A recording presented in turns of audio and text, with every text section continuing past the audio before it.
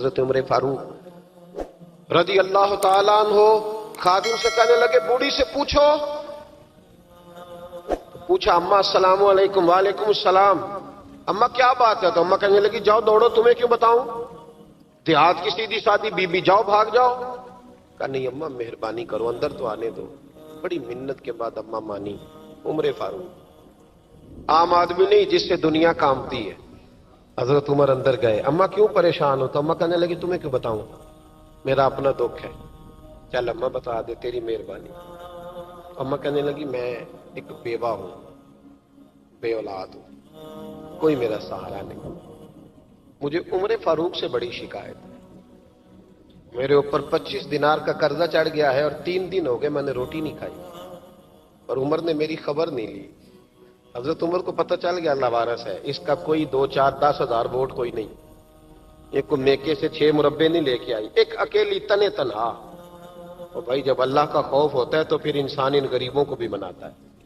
پھر ریڑی والے کی بھی اہمیت بڑھ جاتی ہے، پھر رکشے والے کی قدر بھی بڑھ جاتی ہے. حضرت عمر فاروق رضی اللہ تعالیٰ عنہ کہنے لگے اماں عمر سے شکوہ ہے؟ کہاں؟ جناب عمر کہتے ہیں میں نے ایک جملہ کہا تو اماں نے تو مجھے لاجواب کر دیا. میں نے کہا اماں عمر کو کیا پتا کہ تو بھوکی ہے اور مقروض ہے، اسے کیا خبر؟ تو اماں کہنے لگی کیا کہا تم نے؟ عمر کو خبر نہیں، اسے پتا نہیں؟ تو عمر سے کہو نا چھوڑ دے حکومت، اس کے حوالے کرے جو خبر رکھ سکتا ہے.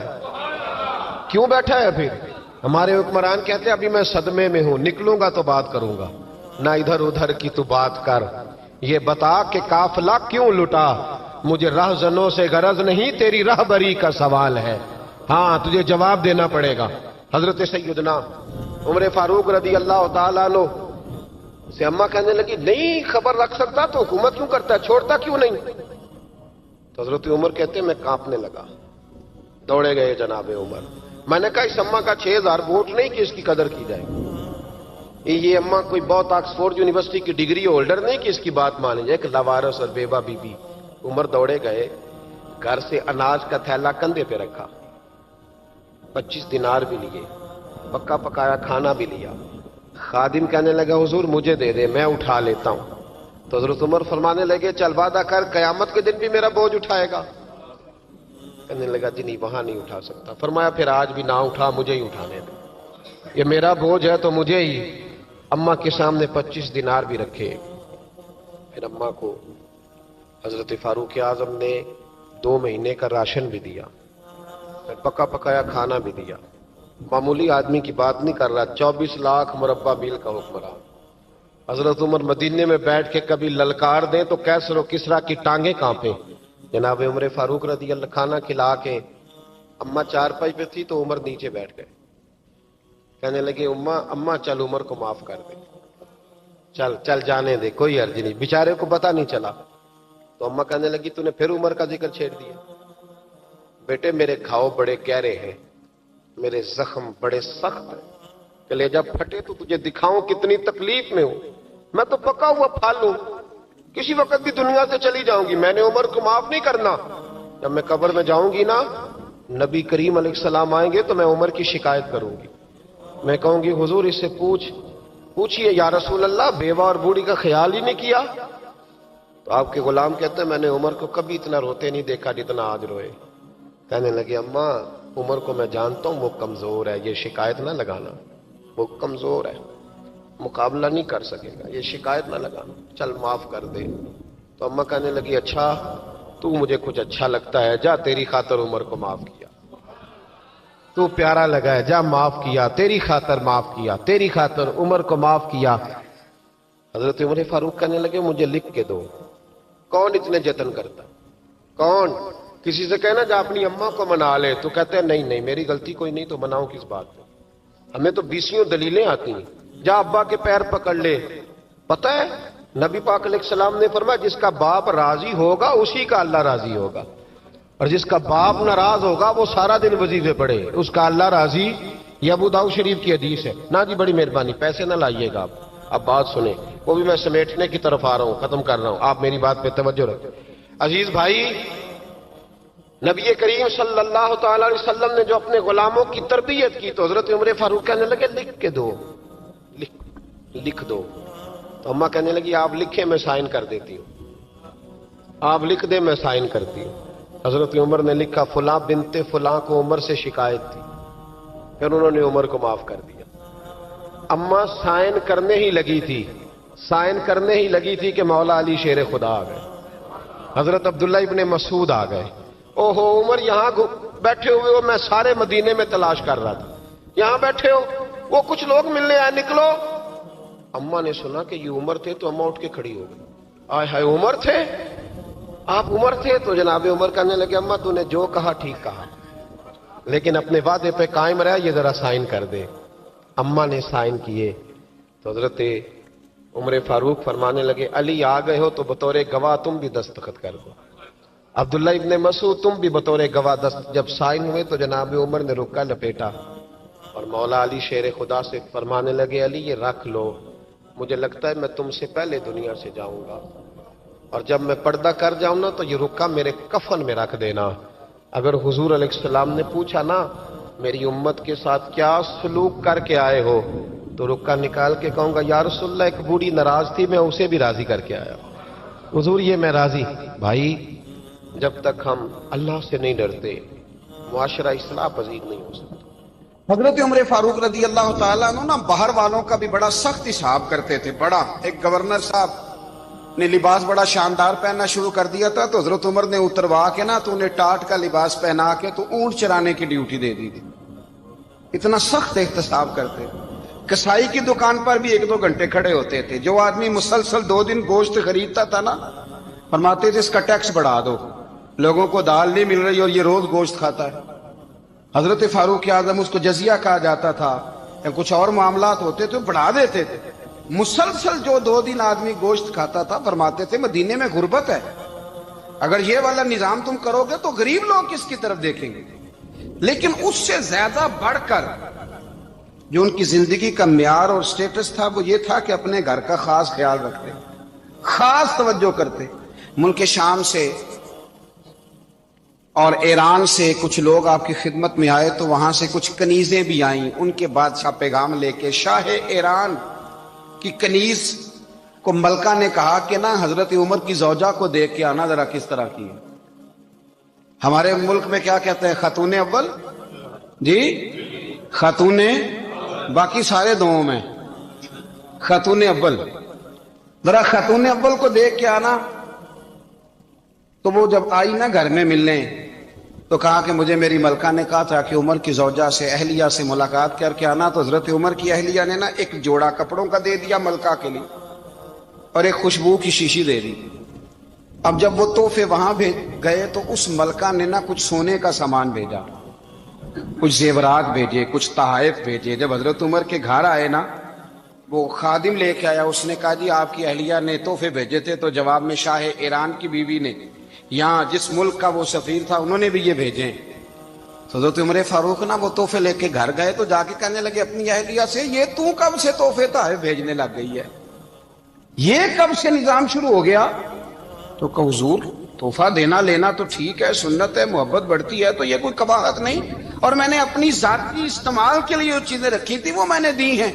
تو حضرت عمر فاروق رضی اللہ تعالیٰ عنہ فرمانے لگے ہم نے کسی ملک کے ساتھ اور اس کے بادشاہ کے ساتھ ذاتی تعلق نہیں بنانا، تعلق جو بھی بنے گا رسول اللہ کے دین کی برکت سے بنے گا. ذاتی رشتے نہیں ہم نے قائم کرنے. ذاتی آپ کے ملک کی جو ایئر لائن جس کا ہر سال خسارے کا ڈنڈورا پیٹا جاتا ہے نا، وہ ہمارے بادشاہ صاحب اور صدر صاحب اگر غیر ملکیوں کو گھوڑا کبھی بھیجنا ہو نا، گھوڑا تو پورا ایک جہاز گھوڑا لے کے تحفے میں جاتا ہے، پورا جہاز غریب قوم کا یہ سرمایہ. اور قوم بڑی بادشاہ ہے، لائنوں میں لا کے ووٹ دیتی ہے. 2 کام ہمیشہ لائن میں لا کے کرنے، ایک بل لائن میں لا کے جمع کرانا ہے اور ایک ووٹ لائن میں لا کے، تاکہ پھر پورے 5 سال لائن میں ہی لگے رہیں. مرضی سے آپ ووٹ دینا پر جو بات درست ہے اس کو سنو. حضرت عمر فاروق رضی اللہ تعالیٰ عنہ نے اپنی اہلیہ سے پوچھا کتنے کا تھا وہ تیرا جوڑا اور خوشبو کی شیشی؟ انہوں نے کہا 3 دینار کی. فرمایا یہ 3 دینار تیرے اور باقی جو تحفے آئے ہیں وہ تو خود کہہ، چونکہ اس نے تیرے نام بھیجے ہیں، تو کہہ کہ میں مال غنیمت میں دیتی ہوں، تو کہہ میں مسلمانوں کو کہہ. تو زوجہ ہنس پڑی، کہنے لگی میں نام بھی کہوں تو مجھے کہنا تو پڑے گا ہی. کہنا تو میں نے ہے ہی، کیونکہ سامنے عمر فاروق ہیں، لہذا پھر میں کہہ دیتی ہوں میں نے دیا خزانے کو، حضرت عمر نے جمع کرا لیا۔ میں یہ کیا بات ہوئی؟ میرے گھر والے جو مرضی کریں، ان کا معیار زندگی جس طرح کا مرضی ہو۔ اور حضرت عمر ایک جملہ کہا کرتے تھے، اللہ کرے کہ یہ باتیں اس دور حاضر میں ہماری سمجھ میں آئیں۔ حضرت عمر فاروق رضی اللہ تعالیٰ عنہ اپنے بچوں کو فرمایا کرتے تھے کہ بہت آدمی کو بھوک لگی ہو نا، اور پھر اس کی پسند کا کھانا پکا ہو تو اتنے شوق سے وہ اس کھانے کو دیکھتا ہے نا، فرمایا اس طرح پوری قوم اپنے بادشاہوں کے خاندان کو دیکھتی ہے، اس تیزی کے ساتھ دیکھتے ہیں کہ ان کے گھر میں کیا ہو رہا ہے، ان کا معیار زندگی کیا ہے، ان کا سٹیٹس کیا ہے۔ سیدنا فاروق اعظم رضی اللہ تعالی عنہ نے اپنے گھر کے اندر اپنے بچوں، آپ کے بچے دونوں کاروبار کے لیے مصر گئے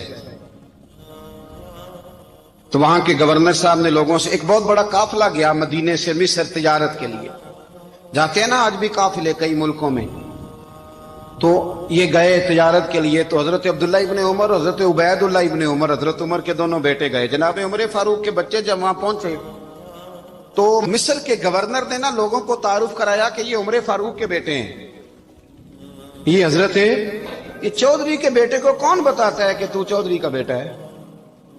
باہر والے بتاتے ہیں، گھر والے جی؟ اور سیٹھ صاحب کے بیٹے کو کون بتاتا ہے کہ تو سیٹھ صاحب کا بیٹا ہے؟ اور مالک کو کون بتاتا ہے کہ تو مالک کا بیٹا ہے اور یہ کرایہ دار ہے؟ یہ کون بتاتا ہے؟ یہ سوچ ہم دیتے ہیں بچوں کو، چودھری اور کمی کی سوچ، امیر اور غریب کی سوچ، مالک اور کرایہ دار کی سوچ، گھر کے مالک کی اور کام کرنے والے کی سوچ، یہ ہم دیتے ہیں۔ یاد رکھنا یہ ہم دیتے ہیں، یہ ہمارا مزاج ہے، یہ باہر سے نہیں آتی۔ تو کوئی شہزادہ ہے، تو سیٹھ ہے، تو نواب ہے، یہ سوچ باہر سے نہیں آتی، یہ اماں سوچ دیتی ہے، اماں، یہ ابا سوچ دیتا ہے، اور پھر جب تباہی اترتی ہے تو اس کے ذمہ دار بھی باہر والے نہیں ہوتے، گھر والے ہوتے ہیں، گھر والے۔ ہمارے بچوں کی طبیعتوں پر زیادہ نقش باہر والوں کا نہیں ہوتا، گھر والوں کا ہوتا ہے، یاد رکھیے گا۔ حضرت عمر فاروق رضی اللہ، بچے ہیں، شہزادے ہیں، وہ کاروبار کرنے گئے اور وہاں لوگوں نے بتایا گورنر صاحب نے کہ یہ فاروق اعظم کے بچے امیر المومنین کے۔ لوگوں نے ان سے زیادہ مال خریدا، تجارت میں زیادہ نفع ہوا، ظاہر ہے کہ وہ آپ کے جو اللہ خیر کرے حکمران ہیں، ان کے کاروبار کتنے ملکوں میں ہیں، کس بنیاد پر ہیں؟ وہ صرف اس بنیاد پر کہ وہ حکمران رہے، ان کے لیے آسان تھا بڑے لوگوں سے تعلقات بنانا۔ حضرت عمر فاروق رضی اللہ تعالیٰ عنہ کے بچے ڈھیروں مال کما کے جب واپس آئے نا، تو حضرت عمر سے آ کے بچوں نے بطور محبت کا، ابا جی اللہ نے بڑا ہی فضل کیا ہے، بڑا مال کمایا الحمدللہ، یہ دیکھیں کتنا نوازا ہے۔ تو حضرت عمر کہنے لگے سارے قافلے نے اتنا ہی کمایا ہے؟ سارے قافلے نے اتنا ہی کمایا ہے؟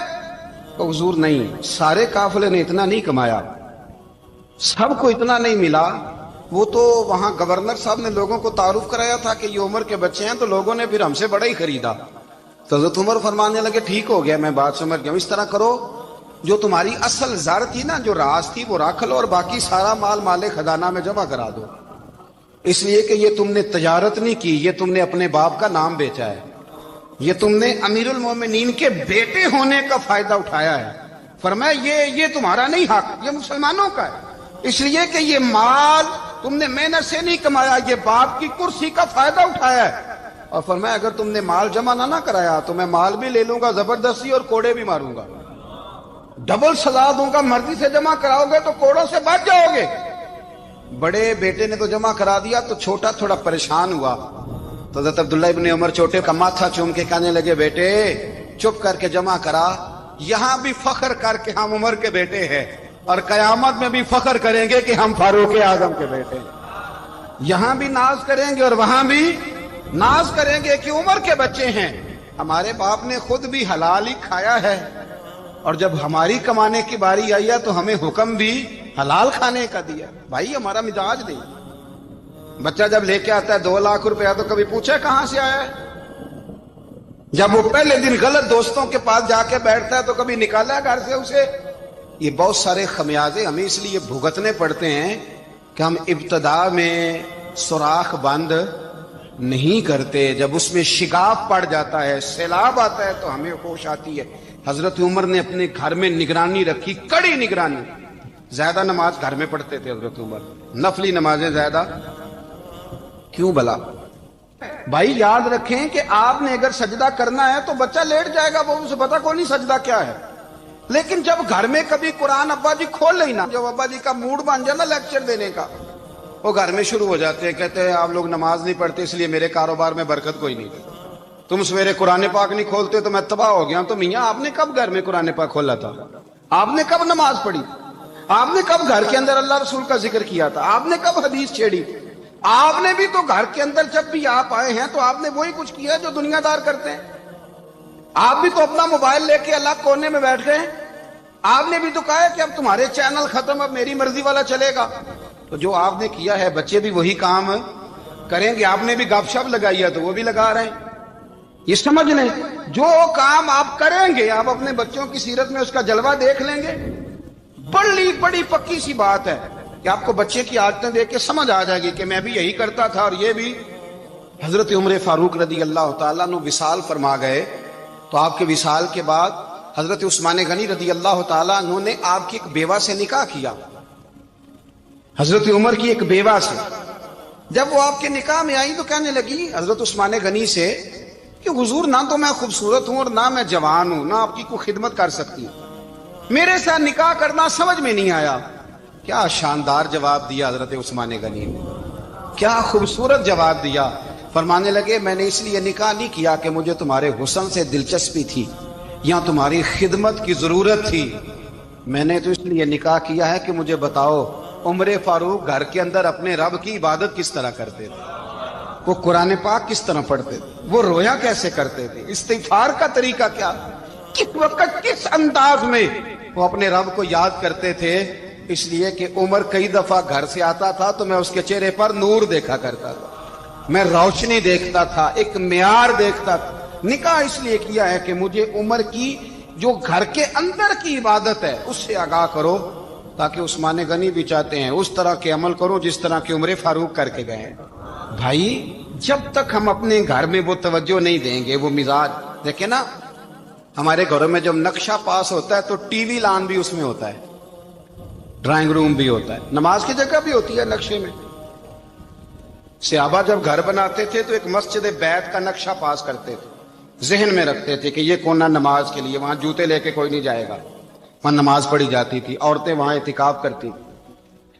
ٹی وی لان تو آ گیا ہے اور گھر کے اندر ٹی وی رکھنے کے لیے تو ایک کمرہ الگ سے بنا دیا گیا ہے, اور اب جو نئے نقشے پاس ہو رہے ہیں اس کے اندر گھروں کے اندر جگہ بنائی گئی ہے جہاں کمپیوٹر رکھے جائیں, اور بچوں کے لیے وائرنگ ہوگی نیچے تاکہ انہیں کوئی مشکل درپیش نہ ہو. یہ ساری چیز ہم نے نہانے کے لیے گھروں کے اندر اتنے بڑے واش روم بنائے ہیں کہ لگتا یہ ہے کہ سوائے نہانے کے اور کام ہی نہیں کوئی گھر میں ہوگا. ہر چیز آ گئی, پر اللہ کرے کوئی تفسیر بھی ٹیبل پہ پڑی نظر آئے, کوئی حدیث کی کتاب بھی ٹیبل پہ پڑی نظر آئے. اللہ کرے کہ جس طرح ابا لطیفہ سن کے آتا ہے تو جب تک سنا نہ لے اسے ہضم نہیں ہوتا. اللہ کرے کہ وہ جمعے میں بیان سن کے جائے تو اس کا بھی دل کرے میں اپنے بچوں کو سناؤں. وہ نبی پاک کی کوئی حدیث کہیں سے سنے تو گھر جا کے سنائے. جب تک یہ معیار نہیں بنتا آپ کیسے توقع کرتے ہیں کہ گھر کے اندر اللہ کی رحمتیں نازل ہوں گی؟ آپ یہ کیسے توقع کرتے ہیں کہ گھر کے اندر وہ معیار اور وہ مزاج بنے گا؟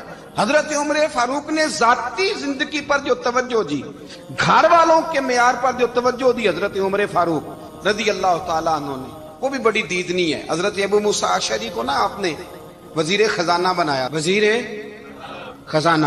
تو حضرت ابو موسیٰ اشعری کہتے ہیں کہ حضرت عمر کو شیخ خزانے میں رہنے تو دیتے نہیں تھے. تو ایک دن میں صفائی کر رہا تھا اس کمرے کی جس میں خزانہ رہتا تھا. ہمارے تو ملک میں جو جاتا ہے وہ صفائی کر کے ہی جاتا ہے, اللہ خیر کرے. اور خیر معیار بدلتا ہے.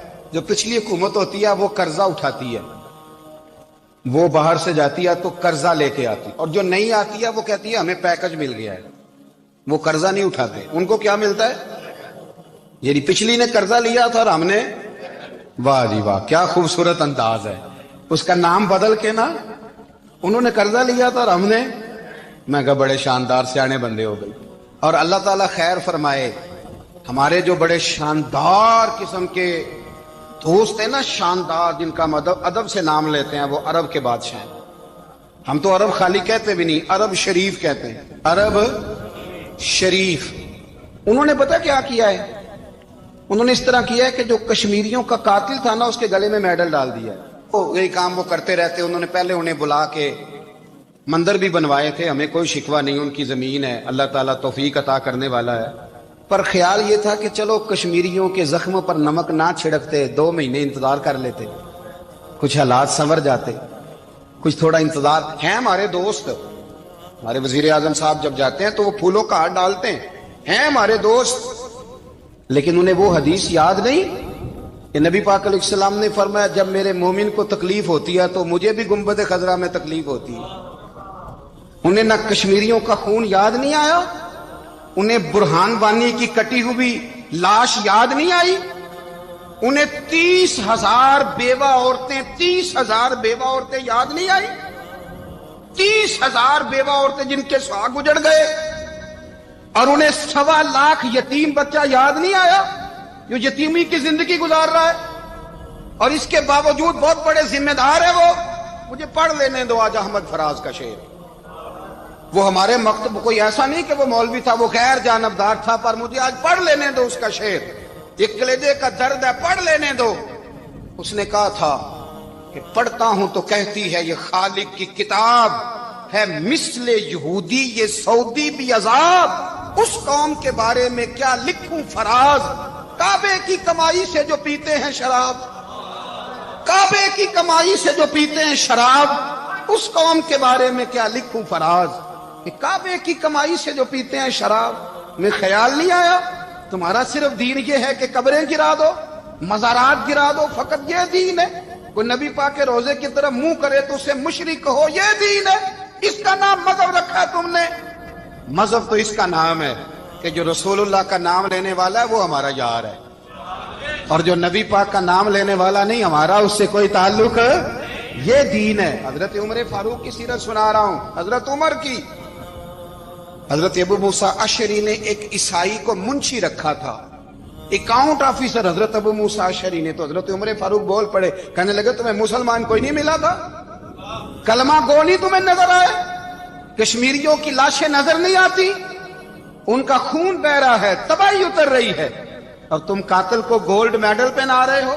اور یاد رکھنا، جب مسلمانوں کی بچیاں روندی جاتی ہوں نا تو پھر اسلام امن کا درس نہیں دیتا، پھر اسلام جہاد کی بات کرتا ہے، پھر اسلام جہاد کی بات کرتا ہے، جہاد کی۔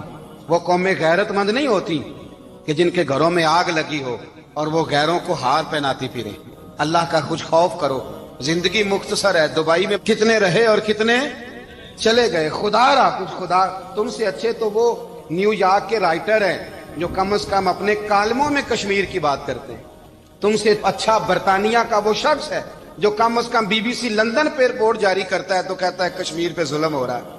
تم سے تو وہ اچھے رہ گئے، تم نے بات کرنا تو دور کی بات، تم نے دشمنوں کے گلے میں ہار پہنانے شروع کر دیے۔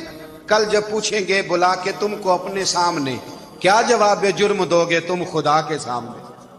بڑی تکلیف ہوئی، بڑی تکلیف ہوئی۔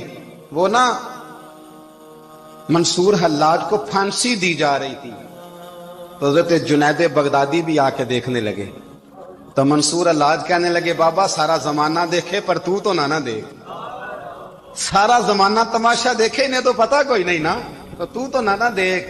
عرب شریف والو، ٹرمپ اسے انعام دیتا تو تکلیف کوئی نہیں تھی، ملکہ وکٹوریا اسے انعام دیتی تو تکلیف کوئی نہیں تھی، پر تم تو نہ ایسا کرتے، تم تو اپنے تھے، تم تو کلمہ گو تھے، تم تو یہ ظلم نہ کرتے، تم تو یہ حرکت نہ کرتے۔ میں کہتا ہوں ٹھہر ہی جاتے، جانا نہیں دنیا سے، اللہ کے حضور حاضر نہیں ہونا۔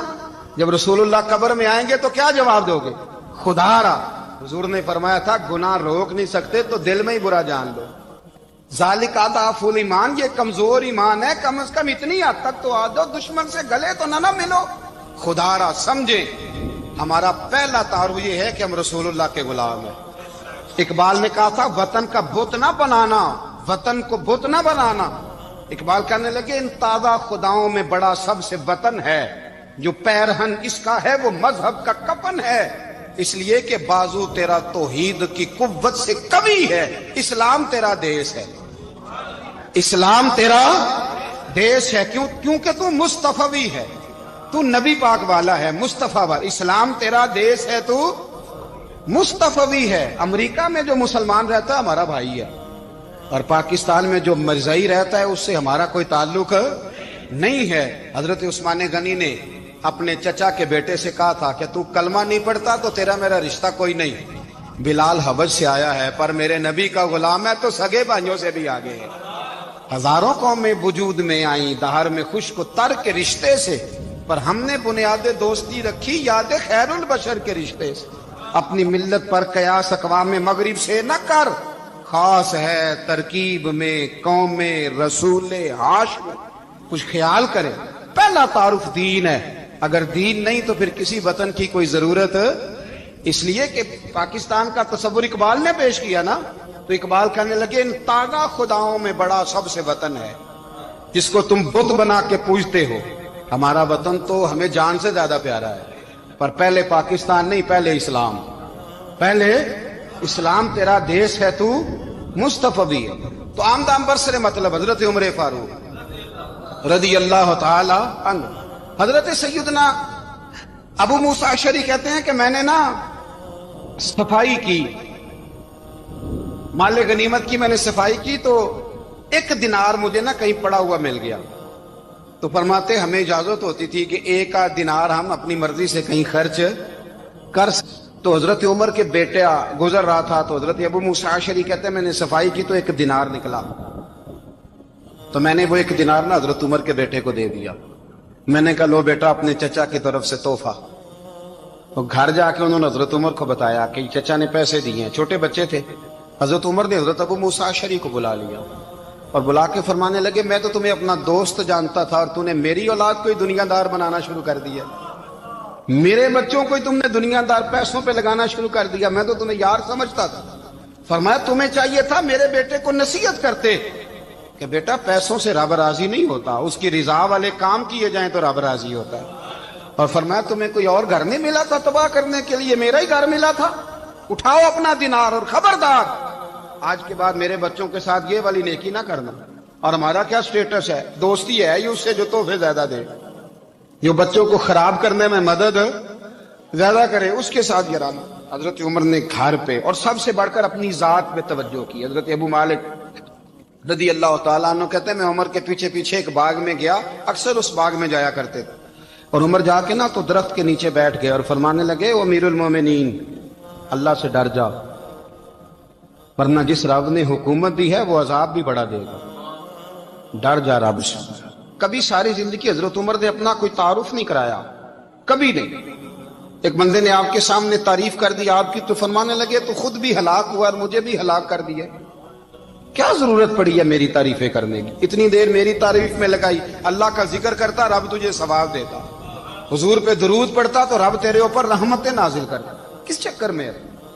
آج جتنا اچھی کوئی خوشامد کرے اتنی اچھی وزارت ملتی ہے, جتنی اچھی اس کو جو ہے وہ چاپلوسی کرنی آیا درجہ بھی اسے اتنا ہی اچھا ملتا ہے. حضرت عمر فاروق رضی اللہ تعالیٰ عنہ آپ کے بیٹے کہتے ہیں, صاحب فتوح الشام نے لکھا ہے, آپ کے صاحبزادے کہتے ہیں میں نکلا تو میرے ابا جی نا اپنی پشت پر مشکیزہ رکھ کے کنویں سے پانی بھر کے آ رہے. میں دوڑ کے آگے گیا, میں نے کہا ابا جی مجھے دے دے. فرمانے لگے بیٹا تیرا کیا خیال ہے, کوئی اور نہیں تھا مشکیزہ بھر کے لانے کے لیے, تیرا کیا خیال ہے؟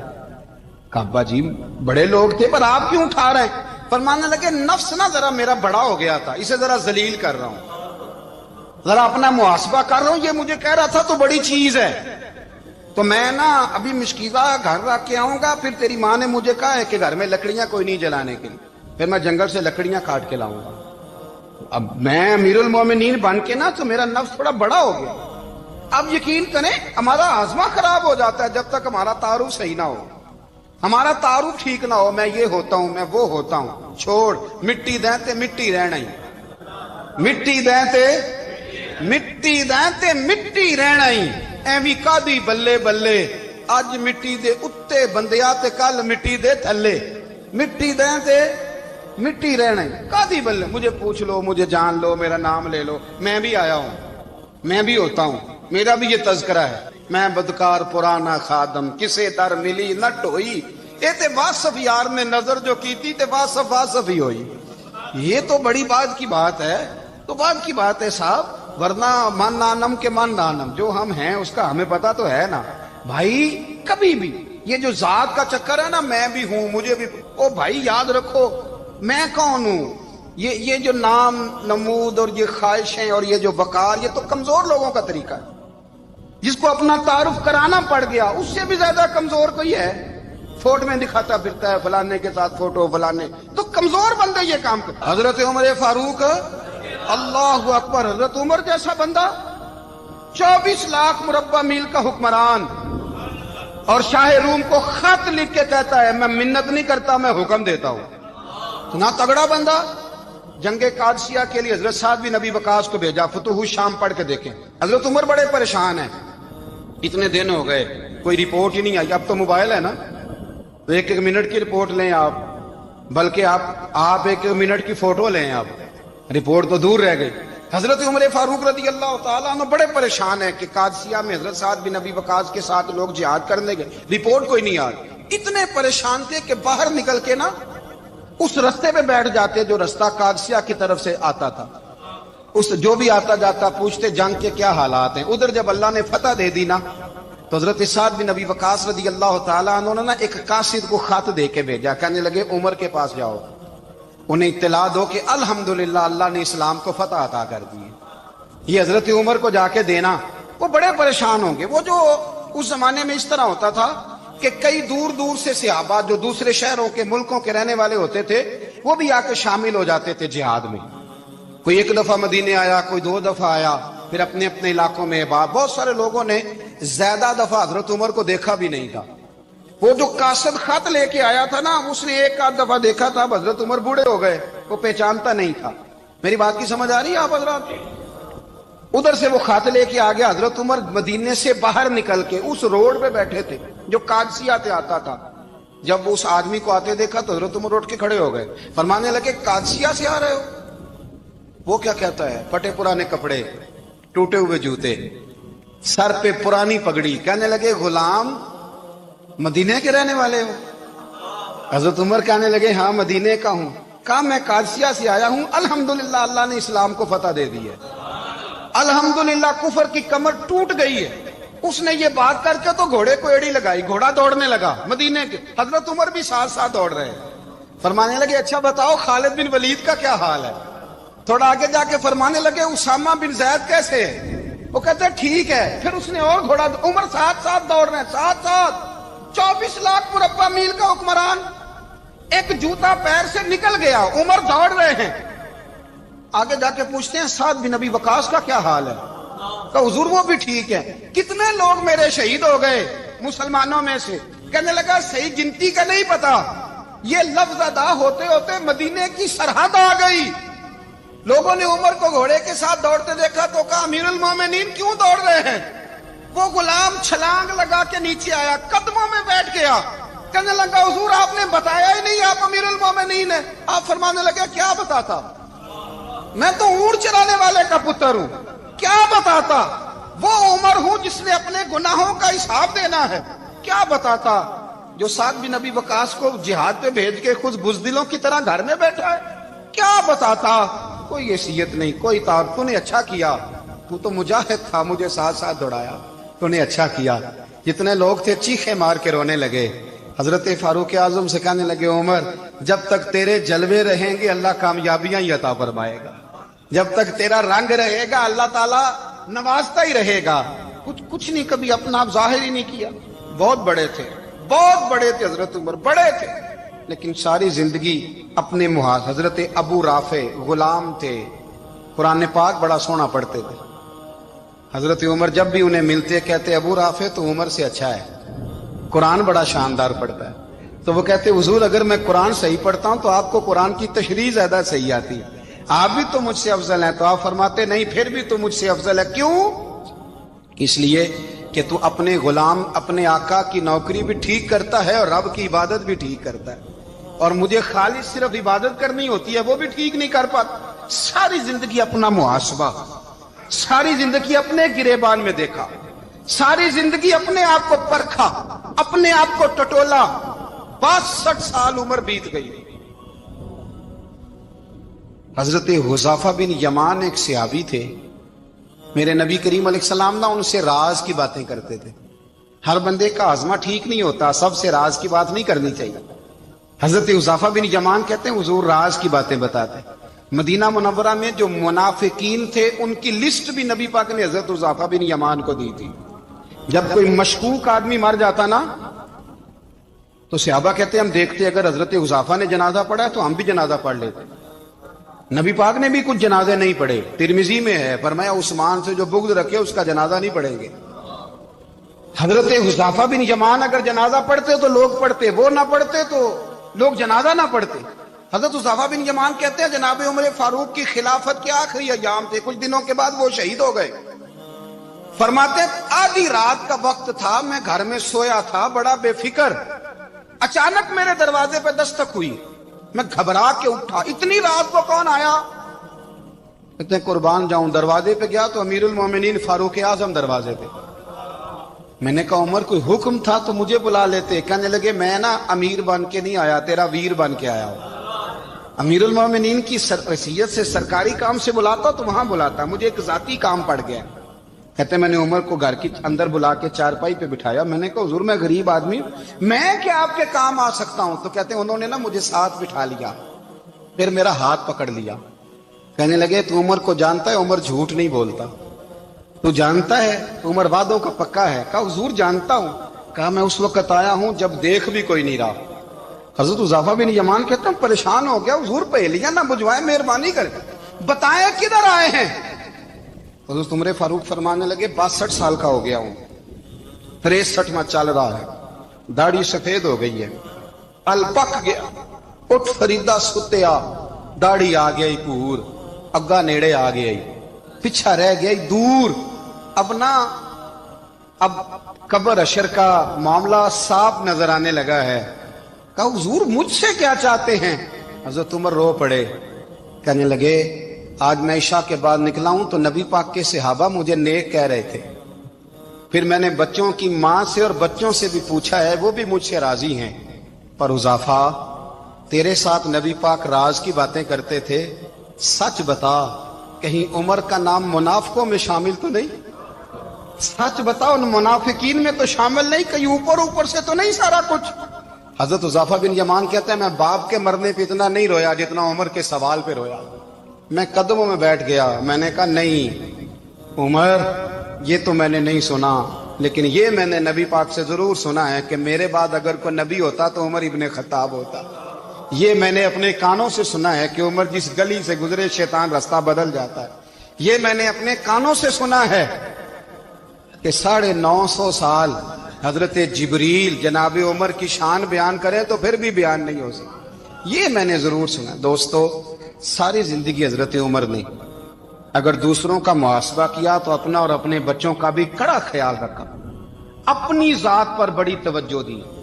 जो लोग अपना भूल जाते हैं ना, हमें अपनी सेहत का बड़ा ख्याल है लेकिन अपनी रूहानी जिंदगी का कोई ख्याल नहीं है, कल्बी जिंदगी का कोई तसव्वुर नहीं है। आप यकीन करें मोटा आदमी कमजोर होने के लिए जद्दोजहद कर रहा है, कमजोर ताकतवर होने के लिए, लेकिन जिसको कितने दिन बीत गए अल्लाह रसूल की याद में रोया ही नहीं, कितने दिन बीत गए ना सुनने को दिल ही नहीं चाहा, जिसे महीनों बीत गए और कुरान पाक की तरफ नजर ही नहीं गई, वो फिक्रमंद ही नहीं। जिंदगी जिंदा दिली का नाम है, मुर्दा दिल क्या खाक जिया करते हैं। भाई हजरत उमर की जिंदगी दौरे हाजिर में हमें यह सबक देती है कि कड़ी निगरानी रखो अपने पौधों की, कड़ा ख्याल रखो अपने जाती बाग का, और ये जो तुम्हारे दिल की दुनिया है, ये तुम्हारी रूह की जिंदगी है, इसका मुहासबा करते रहो। नबी करीम अलैहिस्सलाम ने फरमाया अपना हिसाब खुद कर लो कबल इसके कि तुम्हारा हिसाब किया जाए। अपना हिसाब बोलिए, अपना हिसाब। हम सारी दुनिया का हिसाब करते फिरते हैं, कोई कहां से कमाता है कहां खाता है, पर अपना हिसाब हुजूर ने फरमाया हिसाब कर लो कबल इससे कि तुम्हारा हिसाब। मौला अली फरमाते हैं नमाज पढ़ लो कबल इसके कि तुम्हारी नमाज पढ़ी जाए। نماز پڑھ لو قبل اس کے کہ تمہاری اپنا محاسبہ کریں. تھوڑا سا نا اوپر دائیں بائیں دیکھنے کی بجائے تھوڑی سی گردن جھکا کے نا، درویش کہتے ہیں برے بندے نو میں لبن ٹریا تے جگ تے ملیا نہ کوئی، اپنے اندر چاتی پائی تے میتھوں برا نہ کوئی. تھوڑی سی اپنی طرف توجہ دیں. ہم نا بے چین وقت گزار رہے ہیں، بے قرار ہیں، بے سکون ہیں. سبب یہ ہے کہ ہم نے نا اپنا حساب کرنا چھوڑ